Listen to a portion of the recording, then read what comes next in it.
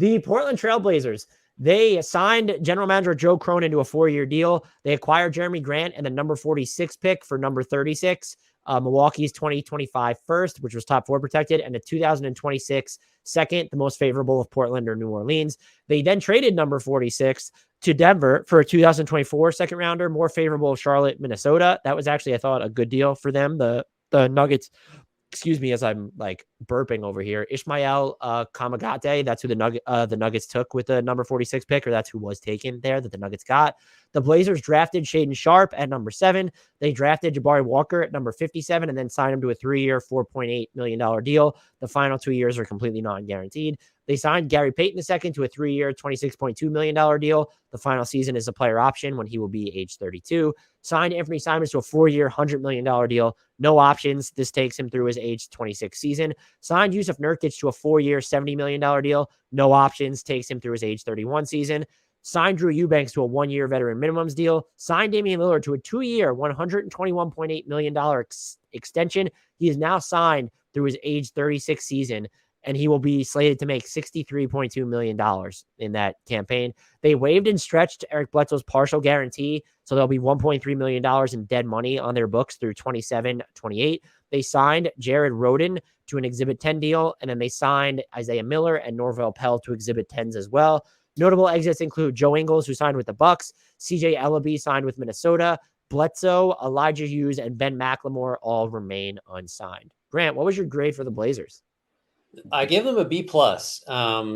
And the knockdowns for it were the Lillard extension, just the sheer cost of it, as you outlined, and the fact that like he's got, was it 3 more years on his existing deal? I just like, it didn't feel like we needed to do this. Clearly Portland felt differently. That's just kind of a different situation there where the loyalty between the franchise and Lillard, seems like they need to project that as strongly as they possibly can in both directions, just to keep everybody, from trade speculating or whatever. That's a little rich. The Nurkic deal I really didn't like at all at first, but the cap's going up. It's just, I don't know. I guess 4 for 70 is for like a guy who's, he's average. Also younger than he is. This takes him through age 31. He's 28 right now. So yeah. But to me, he's average at best on both ends. And if the Blazers intend to play meaningful playoff games, I have questions about how he'll hold up there. Clearly, they do intend to do that. But everything else I was good with. I like the Grant trade. I think he really helps. I think adding him and Payton together finally in a meaningful way changes the way that this team can hold up against good offenses. Because this, just every year for as long as Lillard has been there, with like maybe a blip in there when, Harkless and Aminu were in their primes defensively, the defense has been terrible. So I think just getting those guys in there, certainly Payton to a greater extent than Grant at this point in his career, can really change the game defensively. I think that matters. I think the numbers are fine for Payton specifically. Simon's iffy because you're building a team around 2 small guards again, and you're really crediting him for some meaningless games. I love his potential. I think athletically, he should just be such a better finisher. All the 3-point shooting he can do, I think that's real.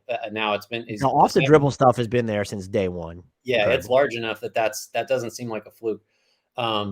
So I think backing up, Portland wanted to put as good a roster as possible around Lillard. I think they did that. I think that doesn't mean that this team's ceiling is any higher than like the 5th seed in the West potentially. But I think they're relevant. I think they're competitive. And then you kind of you back all that up with Shaedon Sharpe, who there are some people I think who believe that maybe this guy, if we'd seen more of him, would have gone first. Now there's also people that think he would have gone 25th if we'd seen more of him. But I love the upside swing. I love that they kept him. The injury sucks. He got hurt in summer league like right away, basically. But I like that. One shot he hit was very Shaedon Sharpe of him, though. It's like fading away, like difficult over a defender on the baseline. Right. I like the potential for that, to give them a guy who in a couple years is ready to like be a rotation guy or a starter. I think the upside's there. So I get it if you hate the Lillard thing or you think Nurkic is overpaid, but I think on balance the Blazers, they were active. Like all the moves you listed, this team had as many like consequential moves as anybody else over the summer, and I think they hit on most of them. Yeah, look, I'm fine with the Simons contract. I gave them a B. I don't like. I think I like the Nurkic contract less than you do. I would say he's decidedly above average on offense and probably average on defense. But I have questions about how that's going to hold up for them in the playoffs. And it was just like, what was the center market here? Yeah, viewed in comparison to Mitchell Robinson getting 4 years and $60 million for no fucking reason. Yeah, this deal's okay. Thought it was a slight overpay, but nothing that was too sinister. Again, the cap is going up, and even Lillard's deal, I thought it was unnecessary. But like, someone's going to, if the Blazers need to pivot, someone's going to give you value for this contract because they're going to look at Lillard and say, look at how many years he has left on his deal. And again, is $63 million. That's probably not even going to be the 10th highest paid player in the league at that point with the way the cap is scaling right now. So I wouldn't have done it. I think that was probably the most reckless thing that they did. But it's Damian Lillard. So there's the cachet there. With Yusuf Nurkic, I'm kind of like, but I like the Grant trade for them. And if things go belly up and you don't think he's coming back, you could still move him. I know you mentioned them building around two small guards again. I think Simons is a different level of off the dribble shot maker that it works. And then just athletically, you would hope that he becomes better defensively than CJ McCollum there. But they've also insulated them more than ever, at least since like Wesley Matthews was there pre-Achilles tear, by having Gary Payton II, Josh Hart, Jeremy Grant. And you are a little smaller, but like I like that I want to see. And look, frankly, we should, when you look at their backup bigs. I like Drew Eubanks, but they don't really have like a true blue backup five, or at least a battle tested one. Jeremy Grant at the 5 with Josh Hart, Gary Payton II, Simons, and Lillard. Why not? Why not go that small and be super dynamic? Did they need to give Gary Payton II a player option? Like, that's questionable, but I don't think anything they did was detrimental. There are things that I think there are a bunch of things that I'm just sort of harping on, which is why I go scale it down to a B for them. But Shaedon Sharpe is big here, and I just don't know if I'm accounting for him enough, just because I didn't see enough of him. And I'm curious as to how they bring him along if he's healthy, given what their immediate aspirations are. Is he more trade fodder than actually future piece? Does that become reckless by moving someone like that? But what you've functionally done for now is have that upside in the bank and still got better. It's like you didn't mortgage a huge part of your future. And you mentioned this on one of your the podcasts we did. The trades that were floating around for Jeremy Grant was like number 7 for Jeremy Grant and other stuff. It wasn't even close to that. So I don't think there was anything.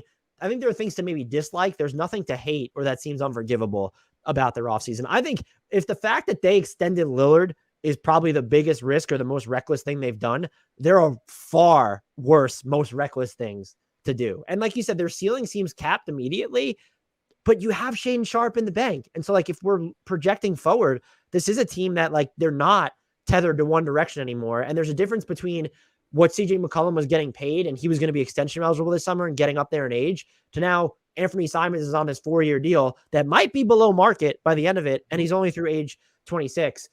The final thing I will say though, it probably would have been nice to see them, like, if you trust in Nas Little, I get it. And like, you want to play small all the time. It would have been nice to have seen them figure out a way to add like another bigger wing. If you consider Jeremy Grant one bigger wing, like someone who's bigger than Josh Hart or Jared Rhoden here, or at least like, could we have gotten a more inspiring backup big rotation than like, okay, if it's not Little and Jeremy Grant, you're going to downsize fine. But if it's Drew Eubanks and, CJ Ellaby or whatever you're going to run out with, that's something. And look, there's an easier way to get like impact centers on the cheap. And so that's something they definitely could have addressed. But this was a good offseason for them, especially it seemed like they were tracking towards disaster at one point last season. Yeah, credit to them. Like you said, it was bleak. It did not look like there were a lot of outs here. And this isn't a rebuild per se, but it's a pretty quick pivot, I think, and a good one. And they also just have like Keon Johnson and Justice Winslow floating around on this roster out there. Those are players that if Keon Johnson pans out with his physical tools and Justice Winslow can hit a set jumper in addition to defending like he did, hey, look, you found your wings that I was just, sort of. Well, right. Winslow could play. Like if right. Winslow is the best version of himself, which we've seen, like then suddenly now your rotation looks real interesting because you can have him and Grant at the 4-5 and really get some stuff done.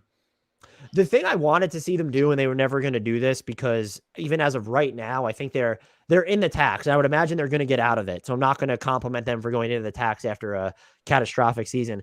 I wanted them to keep Eric Bledsoe as a human trade exception. Just guarantee his salary and then flip him. But that's not something to actually knock them for. B for me on the Blazers, B+ for you.